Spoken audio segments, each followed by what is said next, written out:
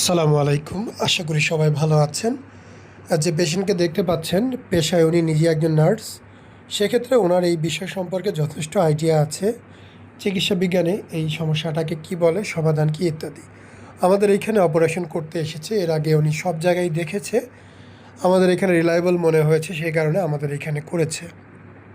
অপারেশনের ঠিক সাথে সাথে কী অবস্থা, কেমন আছে না আছে, সেটা আমরা উপস্থাপন করব। পরবর্তীতে অপারেশনের 2 দিন পরের অবস্থাটা আপনাদের দেখাবো।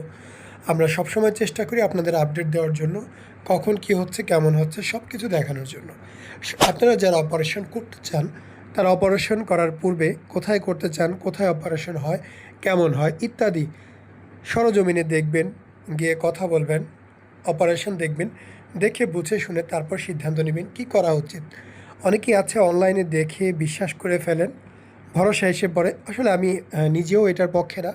আমি সবসময় বলবো যে প্রত্যক্ষভাবে দেখে বুঝে অপারেশন করেন। আপনি ধরে নেন অপারেশনের জন্য 7 দিন সময় বের করলেন। আজকে গিয়ে কথা বললেন, দেখলেন, ভালো লাগলো, 3 দিন পর অপারেশন করলেন। যেদিন যাব সেই দিন অপারেশন করব, দেখব, এইরকম চিন্তা রাখবেন না। অবশ্যই 2টা টাইম হাতে রাখবেন, একটা সময় দেখার জন্য, একটা অপারেশনের জন্য।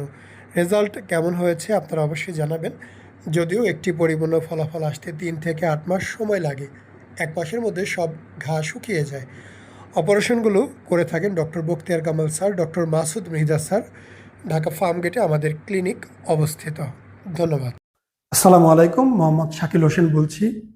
2017 সাল থেকে আমরা গাইনোকমার্সি নিয়ে নিয়মিত কাজ করছি এবং ভিডিও প্রকাশ করছি।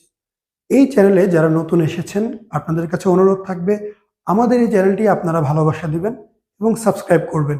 এবং যারা অলরেডি সাবস্ক্রাইব করেছেন তাদেরকে অসংখ্য ধন্যবাদ। আপনারা কমেন্টের মাধ্যমে আপনাদের মতামত জানাবেন। ধন্যবাদ।